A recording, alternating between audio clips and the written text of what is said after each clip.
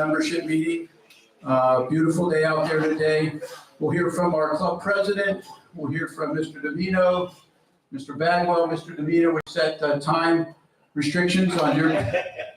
No. Do me a favor. Golf's great. Nice seeing you. Silence your phones, please. Once the speakers have had an opportunity to speak, we will open the floor for Q&A. I will remind you, this is not the only venue. If you ever have questions, you want to talk to us, comments, this isn't the only time to do it, but by all means, feel free to ask questions. The GPS, we're getting rid of it, so we'll dispense with that question. No. We've got some, we'll talk about GPS a little bit if you have questions, but thank you again for attending today. And with that, I'm going to hand it over to Club President Michael Kartz.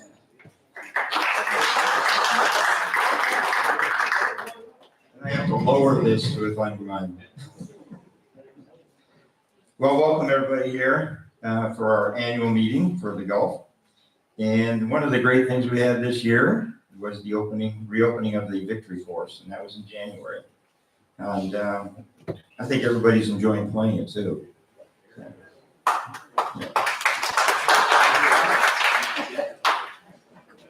And I want to recognize our golf committee. First off, the chair, Charles Slutsky. He's right there. And the vice chair, Betty Wolk. And all the members of the committee being Deborah Benson, Mindy Feldman, Bert Carlin, Manny Newman, Fred Schechter, Larry Burns, Wendy Furman, Harvey Levine, Stuart Roth, and Michael Sonneman. That's quite a group. We're going to keep this whole program going, and of course, they've introduced a whole bunch of new rules too. So that's all good. Okay, so the lead governor for this from the Board of Governors is Ken Barish. He was here earlier. There he is. And our associate governor was Zena Horowitz. And they both did a great job this year. Okay, so the next thing here is I'm going to introduce Jason Bagwell to give his talk.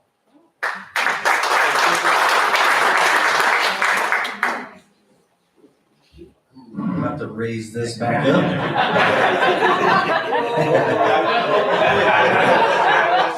Short guy joke. Okay, well, good afternoon, everyone. I'm Jason Bagwell, your Director of Golf Course Maintenance. It's been a pleasure serving Glen Eagles Country Club for the past 15 years, and every year it keeps getting better, so appreciate everything and the support you guys do for me.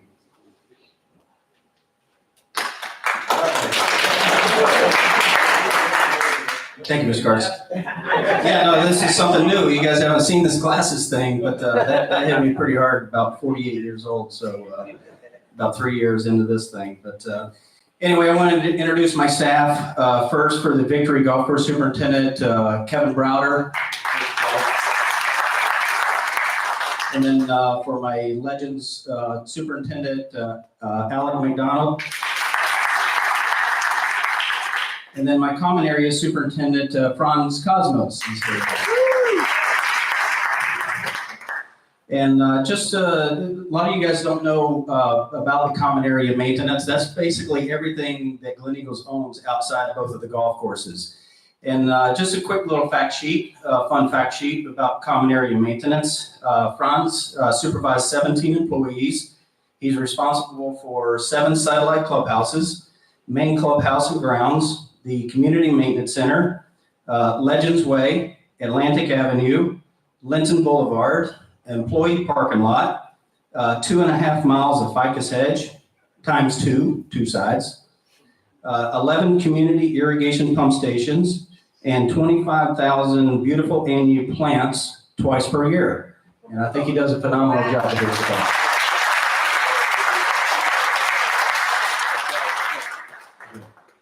Okay, so the golf course main staff team had a very busy summer doing all those things that golfers hate: airifying greens, airifying tees and fairways, top dressing fairways, top dressing greens, top dressing tees, trimming trees, fine tuning bunkers, And then finally finishing up the Victory Golf Course, some landscaping and some different things. And I find both golf courses currently in excellent playing condition. The maintenance staff asks that all golfers practice proper course etiquette while playing the courses. It is truly a team effort to keep the playing conditions great. And those things that I'm talking about is obeying the cart directional signs. You know, please don't cut the corners where the directional signs. When you get to the directional signs, please proceed to the cart path and then stay on the path until you finish the hole. The new cart system has a geofencing, and we're still trying to get used to that, but it's certainly a tool that is helping us help with altering the compaction from the carts from day to day. So I think those things are going to be a big help moving forward. Fill all divots with the green sand provided in the cart. Unfilled divot takes about 6 weeks to recover. A filled divot takes less than 3 weeks. So take that in consideration whenever you take that big divot. A big problem for us is rake the bunkers with the rakes provided. Do not climb up the wall or walk up the faces of the bunkers, and always enter and exit at the lowest point. You want to leave the bunker in the condition that you found it. You know how frustrating it is for your ball to land in a shoe mark, and you're not supposed to touch it. So if it's buried down into a shoe print, that's how you have to play it. And you know, we fight this year after year, but just please try to do your part. If you see one of your fellow members walk in and out of a bunker and not touch a rake, you know, please encourage them to care for the course and leave it better than they found it. Fix your ball marks and one other one on the green. You know, don't worry about the technique. All we ask is that you acknowledge that you did make a ball mark and just make an attempt. You know, hit it down with your foot, bend over. Everybody has a ball mark in their ball mark repair tool in their pocket, I would hope. And remember, if your ball's in the back of the green, your ball mark's in the front of the green. So just help us out with that. You know, watch when you're on the surface of the greens, not to drag your feet. The scuff marks this time of year has just been horrendous. It's a learning curve that we have to do every single year to making sure that the golfers, if you're first out in the morning or if you're in that 1 or 2 or 3 group, we can probably find you. So just I encourage you to lift up your feet. If you're scratching the greens, you're probably you know, disturbing somebody else's putting line. So. The blue flag users are allowed to proceed through the cart signs and park beside the blue, it's a blue stake now, close to the green. You know, the geofencing, we have allowed areas where you can drive. Golf Shop is still working through some kinks with that, but I think moving forward, it's going to be a great tool for us. The current conditions of the golf course can be found on the Glen Eagles app. So that will be cart path only or holes that are cart path only. We have green speed on there. There's a couple other little things, and that is updated every single morning, 365 days a year by 6:30, unless somebody slept in. But we're usually pretty good about that. You know, guys, it's truly a team effort from everyone to keep the conditions that we have here, and just thank you for letting me be your golf course maintenance director. And now we'll bring to the stage Mr. Joe Domino.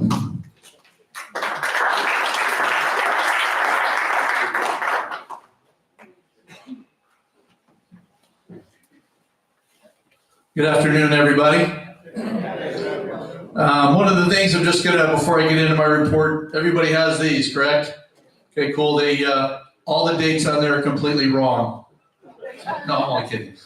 This is a great tool. I want to thank the club for doing this. I mean, it really helps moving into the season so everybody can really be prepared for whether it's member guests to bring your guest in or get ready to play in the different tournaments such as the couples and the majors. So a great tool, and if you need one, let us know.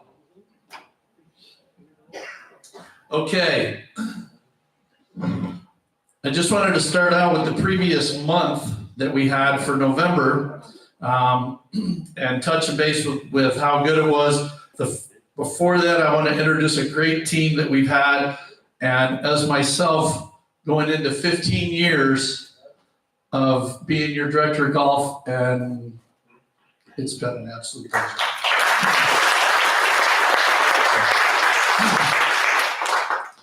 I'm not a tough guy, so I don't want to.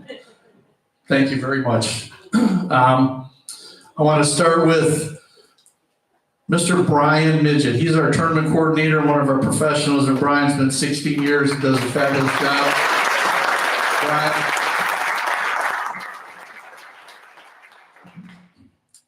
Then we have Mr. Luke Frazier. Luke is our head golf professional, and Luke is 7. He's 6 years with us now. Luke, congratulations. I'm going to throw a curveball in here, and about working on 11 years as our director of golf course, our retail. She does do the golf course too. I'll tell you, she does everything. Miss Megan Pendergraft, she's our director of retail, and one of our golf professionals as well. He's been now 7 years. Jake Gable. And the various things that are on a daily operation, from tee times to Chelsea to handicaps to leagues to now GPS, and I have to reach out to let you know that all this geofencing for the 2 golf courses, I just have to say, Luke, you've done an absolute fabulous job on that. You really have. So when I was playing on Tuesday afternoon and I was on the cart path on hole 13, and all of a sudden it said you're in a restricted area, I won't tell you what I said about Luke. I did call him. No, I'm only kidding. So it is a work in progress, as Jason and Mr. Speed had said. And just to give you an idea on when you do the geofencing on the computer, and it gives you was it 10 feet, Luke? It gives you 10 feet radius. So as you mark it, that 10 feet might be a little bit where you need to widen it. Your cart might be touching that. And then all of a sudden you're like, wait a minute, it says I'm in a restricted area and I'm on a cart path. So we're continuing. If you do get that, please let us know, because every day he goes in there and tries to make sure that those are all revamped and done properly. So if you do get that, just let us know what hole it is, what golf course, and then he can go in and looks at it, and we can widen that out, make it better where it's more accessible. But as mentioned, it's a learning curve that we've only had it for a short time, and learning their system. We've already replaced a couple screens, but it's a great company, and they sent us screens. We had a couple extras. So, I mean, they are there to work with us to make sure that it's successful. So hopefully you've enjoyed it. I think the yardages have been very good and been very accurate. Somebody did ask me and said, I would like you to have the players not use their Bushnells. And I mean, listen, I used mine too. So, I mean, you use what you want, but you know what? It does help the pace of play, as you already know your yardage when you pull up. So if you look at how much time it is to grab your Bushnell, or whether it's your Garmin, and you look and you go back and you look, I mean, it will help the pace of play immensely. So, but we still do sell them in the shop. So. I want to congratulate the team and Megan. Great job. Our Callaway fitting demo day, we did over 10,000. So congratulations there. Very good. Just to let you know, just to give you an idea of like a quick report on our first month of the year is November. These are what we do, like at golf committee. We read reports. I do a report on a tracker report. And just to give you an idea, we did 131% on our budgeted rounds for 18 holders. And what does that mean? That means, just to give you an idea of all the rounds we did, we actually did 5,254 rounds for the month of November. So in a percentage wise, it was great. And I love when we do a great month, because I love bringing those to Mr. Spina. It's really nice. So we actually had a fabulous month in hard goods. We were 133%, and soft goods we were 120, and our guest fees were 123%. And trust me, I did not lowball on budget. I swear. It's just, I think everybody's hungry. The weather's been good. It's been nice. So the golf courses are perfect. So it's a start of a great season for us. So that's what we're looking forward to. As we always talk about our driving range, our driving range is a very active place. We have 18 stations, And during season, as we're moving into it right now, we average, like we've said before, anywhere from 35,000 to 40,000 balls a day that are hit. So one of those pyramids is there's 284 balls. There's 18. We run one station is almost about 5,300 balls, and they usually get filled up about 5 times to 8. Probably get close to 8 when we're cranking in season. So that's not including the short game areas as well. So very active area. We do ask you to please do share some of those stations. I mean, I know there is one of the bag stands that has a member tag Marty Myers on it. So don't worry about that one. Just give him some room. Is he here? Who loves you? All the kids. Love seeing it. So then we actually have, and we got our new range balls, so we're just waiting for a day to switch out the range balls that we have. We have all brand new range balls that we'll be switching those out to put the new ones out. And once again, we do sell our used range balls to one of the fellow clubs in the area. So we do make some money on those golf balls. So we don't just give them away. And we do pretty good on that. Our calendar for a schedule of events, we're actually moving into it this coming week. We have our Ladies Glen Eagles Cup and we have our Men's Governor's Cup. We moved the men's up. We used to have 2 majors in January and it really was pretty tough. So we're moving into this month, which is good. So we've got our majors are already beginning. Actually just finished up a great meeting with the ladies 18-hole LGA. It was a great meeting that they just had. And thank you for inviting us. A lot of good stuff that we went over. We have, we talk about the golf committee, and the golf committee does spend some great time together and going over different things. And we actually tried a handicap committee. That didn't work very good. But what we're doing from the golf committee, if we have a red flag on somebody we feel that we need to monitor, we do monitor them. No disrespect to anybody, but we watch what they're handicapped and we do kind of get an idea. And they have the right to change that person's handicap if feels necessary. So just to let you know, they are watched. So watch it.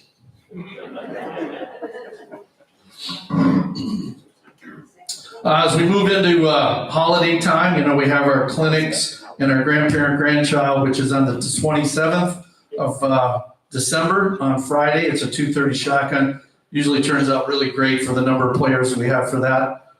We have our next demo days. We'll have on the 19th is Tour Edge of December. And then we'll move into Friday, January 10th is Cobra. Then we go into Callaway. We'll move into, which is in April, and we'll also have with TaylorMade in March, and then that's where we're going to be getting our new lines of product also be coming in. But once again, this past Callaway one was fabulous.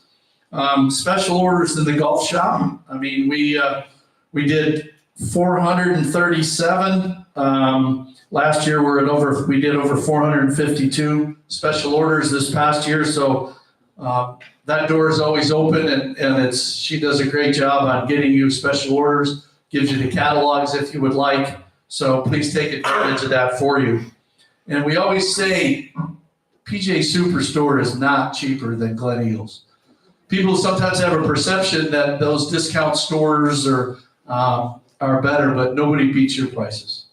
Nope. So, and if something happens, a club breaks or something, we take care of it. We can send it back right away. So yeah, come and see us. We'll take care of you.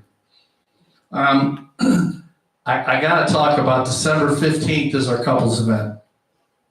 December 15th, we have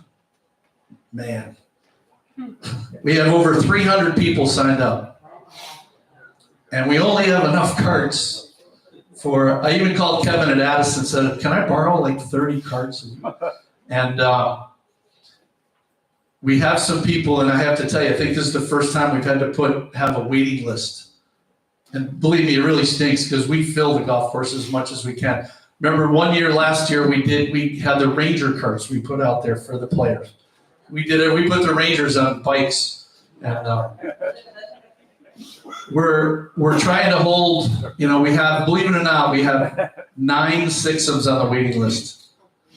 And it really stinks. And we sat together and had a meeting the other day. that if we could do an afternoon one as well. But to be honest with you, because we have all the golf carts are on the golf course, by the time they come in and we have to turn them over and they would be able to get out, they wouldn't have enough time to finish 18 holes. It would be dark. So unfortunately, some players might not get in for the 15th, but we want to thank you all for your turnouts, and please continue that, because I know we'll probably have the same challenges, in the next few. And listen, that's who Glen Eagles is. That's what we do. Our 9 and Dines, the last one was 160 players, so it's fabulous. Kind of looking at, I told Craig I'd keep it short. We are looking at trying this year. We tried last year, but it's so busy. We're going to try to fit in, because we got both golf courses open. When we used to do our videos for tips on golf, we used to send them out via YouTube. We're looking at doing that again this year. Okay, making them fun, but getting some points across in regards to golf etiquette, pace of play. And I think it worked out very well when we had them in the past. And our leagues have been fabulous with the number of players. I commend all the leagues. Our 9-holers have grown. Our 12-holers is big. Our men's and ladies 18-holers are amazing. I mean, the men was almost 120. I think they were 125 on Wednesday, and the ladies were up in the over 70. I think they got over. The ladies have over. They have 80 ladies for their Glen Eagles Cup. I mean, that's a record, isn't it, Mrs. B? Yeah, that's awesome. We're looking at our number of rounds. We're kind of looking at this year. We're looking at over 50,000. We're projecting. We were 49 and 859 for last year. But once again, it was tough. We only had the one golf course, which we opened up on January 7th. So I think things are going to feel a little bit better, a little bit easier. Remember, we had to do afternoons and mornings. So we're looking at 51,500 rounds. And we're at a great start already. So, and once again, Jason, you and your team, thank you, because it makes it great for us. And Food and Beverage does a great job for us with our events. And we will continue to do some par 3 events as we have in the past, to have some fun with the par 3 like we did for the Masters par 3. We're looking at, possibly do our leagues to have a little fun on the par 3. So that's here to stay, and we're going to make sure we utilize it. And once again, my 15 years going in here, I want to thank you all very much. It's been a pleasure. I look forward to a fabulous year. Thank you.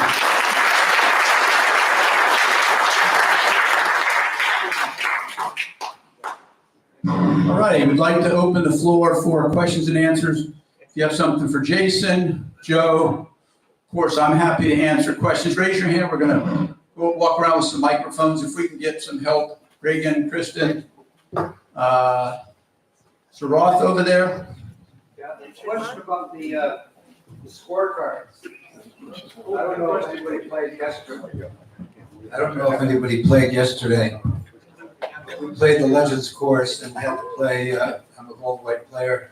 We had to play 12 from gold, 13 from gold, 11 from white.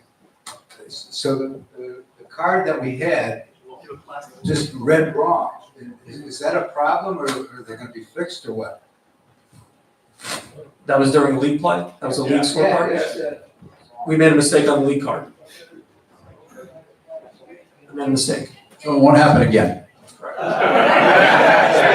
Okay.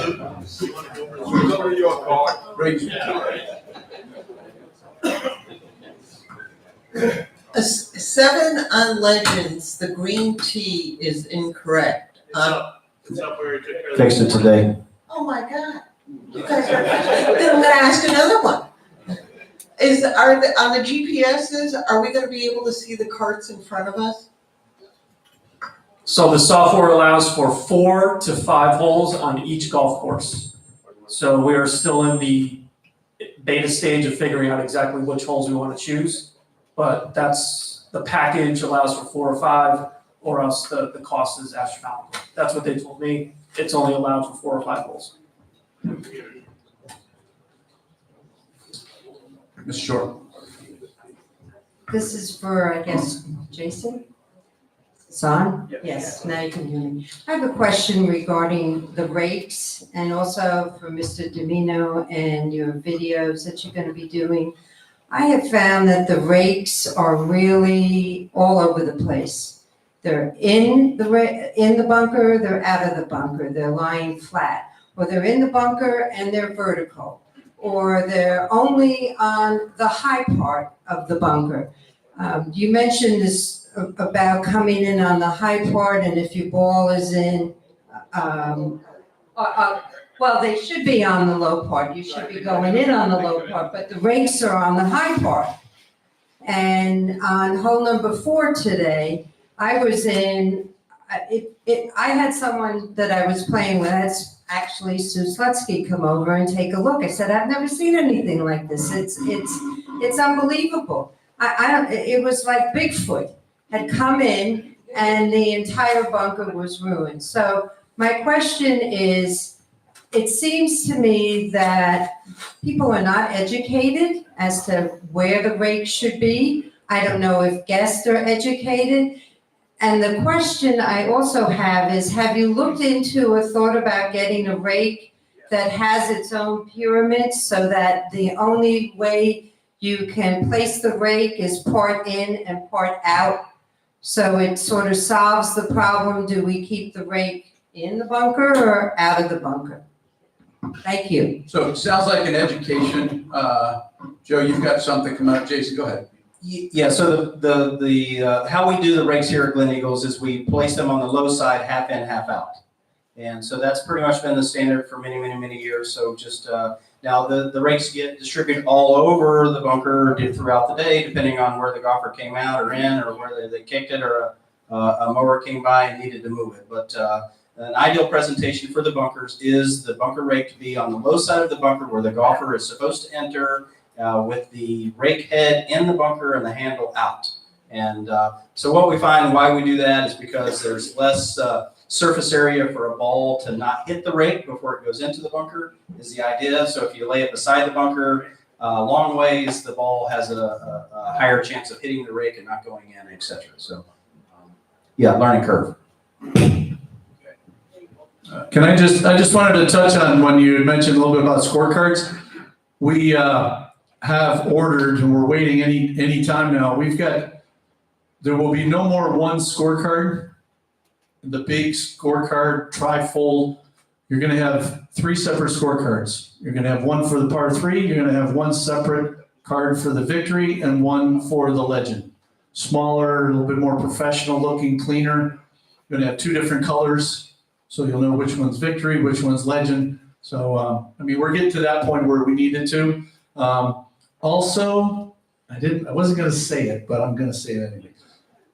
We have new bag tags. In fact, they started manufacturing and making them today. It's a really high quality, beautiful bag tag with the names will be engraved in them with your slot number. It's a beautiful, like a black and gold tag that's you'd be proud of, as opposed to, the one that we've had. So it's a really nice one, and it'll be here soon. But like I said, it started manufacturing today. I spoke with Matt with Global. So Thanks, Joe. Yes. Mr. Horowitz, and then Mr. Kartz, Mrs. Horowitz has got. First of all, the golf department is doing an absolutely fabulous job. I'm not critical of the golf department, but I am critical of some of my fellow members. There is a rule in rules and regulations that says in golf, there's a 90-degree rule. How many people in this room invariably obey the 90-degree rule? Raise your hands. Liars. Hey,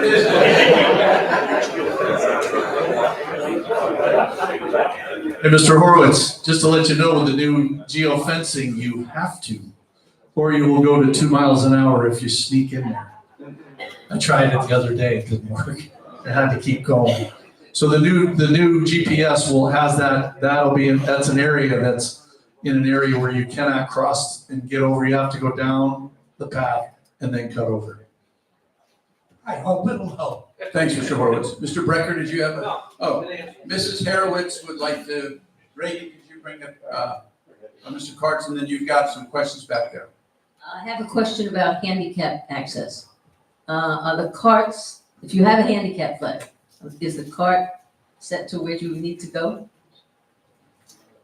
What they do in the morning is they get your cart numbers, and now the back room has access. They have an iPad, and also the starter puts in your number in the system that puts it into that handicap mode. Yes. So what you might find that you don't appreciate is they're called special needs carts, hit the slowdown zones and the red zones. So the special needs carts can't plow through the zones anymore in order to get to the blue flags. So everybody has to slow down and go through those zones in order to get to the blue flags. But the people who use the fleet carts have a different zone, which is a bigger radius than the blue flag, which is partitioned off and allows you access. Okay. Mr. Newman and Mr. Kaplan. Yeah, I'm not sure who this question is for, I suspect for maintenance. But what is the decision or what goes into the decision about green speeds? And how often are they changed and what factors go into that decision? So weather plays a big part of green speed. When it gets cold, the greens get really fast. When it gets hot and wet, they tend to slow down. We can adjust the green speed depending on what we do for maintenance, depending on what kind of tournaments we have going on. Just in general, we like to keep the greens right at even at 10. For tournaments, we like to go up a little bit. If we do get caught behind the weather a little bit, they could slow down, but it just takes time to get it back up. And depending on what time of the week it is, whether we have time to do maintenance around the tee times, or we might not be able to do it until the following week. So it's a bit of a challenge. But yeah, so 10 is about what we try to keep it at. We'll ramp it up for any kind of tournaments. We'll slow it down for any other kind of tournaments where I know the member would not want a quicker green speed. So a lot of variables. Mr. Kaplan. Two-part question, really. Mrs. Horowitz mentioned the handicap situation. My car has never had access. In fact, it stops 30, 40 yards before the cart signs. Does that mean I have not renewed my blue flag application? Although I get the blue flag every time I play. What is the problem? The cart signs and the restriction zones are not correlated perfectly at this time. Well, at one point, that's not the answer you gave Mrs. Horowitz, though. You told her that you have I guess, a number assigned to her cart. Right. And that cart's system is turned off. No? No. Okay. How does it work then? So on your screen, you'll see a yellow zone, Yeah. which when you drive into slows you down to 8 miles an hour, and then a red zone that slows you down to 2 miles an hour. That zone is less aggressive when you have a blue flag accessibility. It is still a major problem for we who have handicap flags. The carts literally stop many, many, many yards ahead of the cart signs. Okay, you're mentioning cart And we signs. have a tough time exiting the golf course to the path. The signs are not correlated with the zones. The zones are on the screen. That's Okay, I That's what we need. assume you will be looking into this matter and resolving it. Thank you. Mr. Greenberg. This is also about the handicap. I'm just wondering what consideration is given to people with handicap flags. The way it is now, and most of handicaps, and I'm one of them, okay, at my age, I think it's the walking that is the most handicapped part of it all, okay? And the way that the courses are set up now, the walking is more, tiring than playing the golf. There's just too much walking, you can't get close enough used to have more booth stakes where you could drive up close to the green. There aren't very many now. So I was wondering what kind of consideration we're gonna get as far as trying to eliminate some of the extra walking that has to be done now with the courses the way they're set up. Who would like to answer that? Thank you. No, we're continuing to work on that. We worked with Mr. Bagwell. Last week, we sat together with the superintendents and Luke pulled up, we were in the boardroom.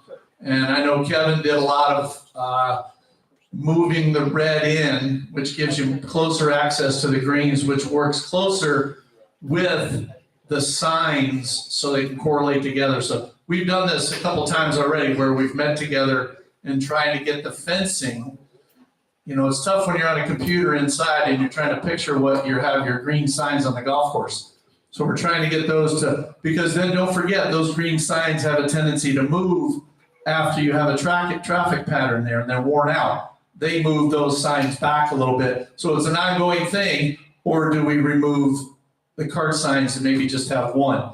We've talked about that as well. So we're learning and we're trying to make sure that you don't have to, you know, we're trying to keep it to where it's better for the handicap player. And no, we have the same number of stakes that we've had before on the Victory and the Legend. Exact same number. Actually, we added one to number 12 on the Victory. We never had one there. You know what's important, and it's apparent to me, is the communication. If this is happening, Luke, Jake, Joe, Brian, let them know. Feel free to send an email to me, but you know, it's very fluid. Very fluid situation, and it's going to take some time. It's going to take some time to kind of dial in the GPS. I think that overall they're working well. The handicap, this is kind of new to me, hearing what some of the challenges. Let us know. Even if it's a single issue one day, let us know. We go out. I mean, I watched Luke working his magic through what looked like 1,000 spaghetti models on the computer, just changing the geofencing. So just let us know. Don't wait until it aggravates you.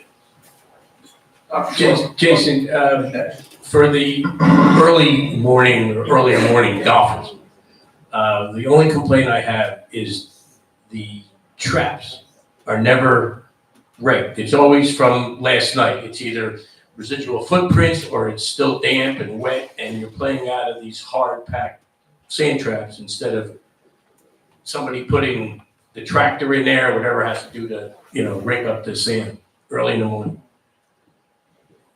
Yeah, so we cannot rake all the bunkers every single day. There's 105 bunkers on the Legends golf course, and there is 55, 60 on the Victory golf course. The Victory, Kevin, can get around pretty good. So just kind of bring up a memory from everybody from last year. Remember all the dry bunkers and the plug lies and all the headache? So now we've got them firm. And so now we want, from what I'm understanding, he wants to soften them up a little bit. So very difficult to please 800 golfing members with the bunkers. We are trying to do the bunkers more often, especially during the season but we cannot do them every single morning. We just don't have enough labor to get through that. And once again, whose responsibility is it to rake the bunkers? The golfer. We're just there to supplement, but we'll continue to do the best we can and try and improve that situation. Mr. Singer. Oh, and then Mr. Barish after. Go ahead. So my question has to do with trying to find out when is the cart going to slow down almost to a crawl. So you're on the fairway and your shot is up there in front of you and you see the cart signs. And the idea is to try to get up as close to the cart signs as possible without going over them, without the carts shutting down. Now, sometimes you get a warning, but when the warning goes on, you still can drive. But I don't know when the warning is going to shut the cart down. So that's the idea. What is the theory behind when the cart's going to shut off or shut down? So the golf shop and the maintenance department is trying to work as a team to get this thing perfected. Right now, we just gained access from the maintenance perspective of the system to where we can correlate where we put the cart signs to coincide with the geofencing. So until we get that perfected, you're still going to have a couple of these little hiccups. But Kevin has access and Alec has access. Alec has a lot of experience as he came from Boca Grove that has this system. So what we're trying to do is have a red zone, which is an absolute no-go zone. And then the yellow zone is to warn you before you get to the red zone. And then we're going to try to correlate the cart signs out on the golf course to coincide with that. So we're doing the best we can. If my cup cutter, he's one of the guys that moves the signs because he sees the traffic. And if he moves them back and without one of the superintendents knowing, and we don't go to the computer to move that line to correlate with that, then that's what you're talking about. And we will continue, I promise, we'll continue to perfect this thing and get it better and better. Also, you'll notice when you do drive, the carts are 14 miles an hour and you'll hit that first yellow zone, it goes down to 8, okay? And then once you start feeling it goes down to 8 miles an hour, which still isn't bad, then you know you're starting to enter that zone, which then goes to 2. And it actually will show you a speed limit sign in the bottom left-hand corner to give you an idea of what the speed limit is. Mr. Barish and then Mrs. Musgrove. I promise this has nothing to do with golf carts. I think it's a little more important because you make a few statements which gets back to our success. We have been very successful in getting membership, and I believe you said $800. Everybody that has come to this community is paid to use the facilities. I get very unhappy when I hear people can't use the facilities because we haven't been able to accommodate them based upon certain conditions or reasons that happen because we've done things that way in the past. I believe that everybody should get an opportunity to play in all our events. We should take the responsibility of providing the ability of using those facilities. If that means that we have to have such as 2 particular days whereby it's member guests or however we can handle it from the standpoint of providing the use of those facilities, I think we should provide that ability. Instead of saying to people, 56 people, I'm sorry, we'll see you next year. That's really not the Glen Eagles scenario as far as I'm concerned, providing the services that they would like to use. So I'm not saying tomorrow that this has to be addressed, but I think from the standpoint of the facilities, whether it's going to be pickleball someday or it could be tennis, but it is golf now where a lot of people have come here. And I feel very bad if somebody would come up to me and say, I can't play. So I think we should have a consideration in regard to looking at the ability of providing the membership, the use of all the facilities in some way, shape, or form. Okay, they do have the option to, that's why we have X amount of golf carts. I know that we've spoken with food and beverage and they even have where sometimes people can't get in for dining, the same thing. And we understand that they go through that situation as well. You have a X amount of people, you have a maximum amount you can use. I even called Club Car to see if I could rent carts just for a couples event. And you know what? From a financial standpoint, it'd be crazy. It's $165 per cart to bring in for the day and then to ship them in. So unfortunately, I mean, I've tried and we're, to our own success, it's unfortunate. And we even, like I said, we tried in the afternoon to do it, but there's not enough daylight. That doesn't mean that you can't have 2 different days for the same event. If you have that many golfers, so instead of having 156, then you split it up and do 75 or 80 at a time. It gives everybody an opportunity to do it. You don't have to worry about an expense from the carts. I think you have enough days in the calendar so we can provide the people to use the facilities because they're here to enjoy them and they're paying for it. All right. It should not be. Here remember something, folks. The 300 count that we have for the couples, it hasn't happened really other than this one time. Let's not jump to conclusions that it's going to happen every time. If it does continue, we find out that we're having compaction issues, then we'll come up with some solutions. We used to have 2 dinner shows. We used to do Eagles over 2 nights. We used to do things and we kind of backed off. So, let's track it, carefully your couples, you had 165. Everybody got in for that, I think. Yeah. 300, I've never seen 300 for a tournament like this, and we'll definitely monitor it, but I don't want to jump the gun. And that's a great thing to have, you know. You're very active. We appreciate that. Hold on. Oh, Mrs. Moscarella, then Mr. Horowitz. And then So I have a Vice question. Class. For those of us that have CRS, will you be having a workshop on the rules?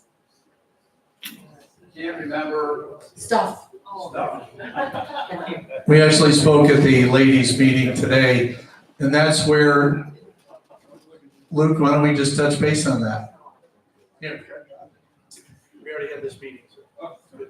So within the Glen Eagles app, I think it was 5 years ago, we put the new World Handicap System videos in there. There's about 8 to 12 of them.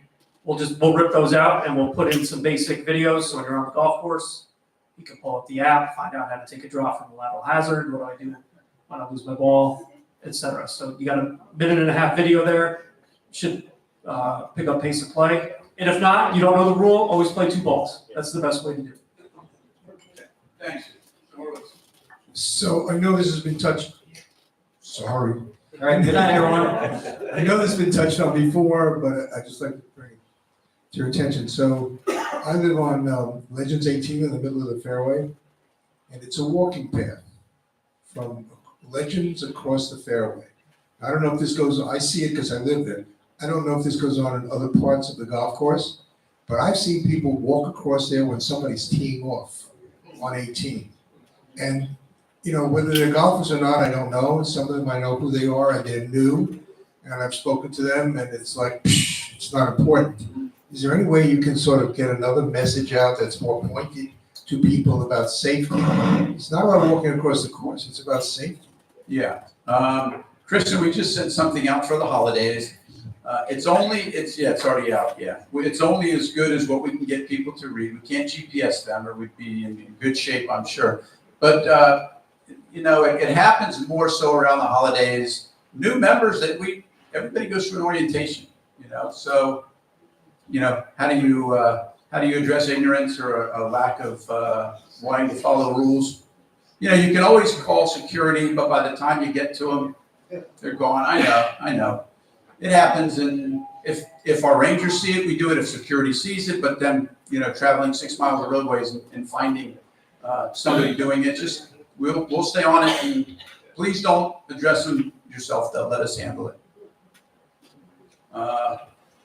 Mr. Weisglass. Yeah, before I ask my question of Jason, I just want to let you know that with regard to the couples golf and 9 we also had a problem last year. At least we did with our friends. We couldn't get on because we weren't fast enough because we're not. So, and I know you'll address it, but I really think the idea of having 2 couple events in 1 week would be very advantageous, especially if a couple who went into one event cannot register in another. And I know it's because we have a lot more younger people coming and so that takes time. Jason, my question to you is on the 13th hole, in the bushes adjacent to the yard, to the golf yard, are there any plans to plant a few more bushes? Because they seem to be thinning out. Yeah, around the community maintenance center. Yeah, we're plugging in little pieces of vegetation and we'll continue to do so. Yes. Okay, thank you. Fred, I'm just curious, was the victory course re-rated and is the card up to date? Luke? The victory course was re-rated. The cards are on the way, but the GPS information is all correct. And when you go to post, that information is correct as well. Okay, good. Other questions? Well, thank you very much for attending today. There's cookies over here.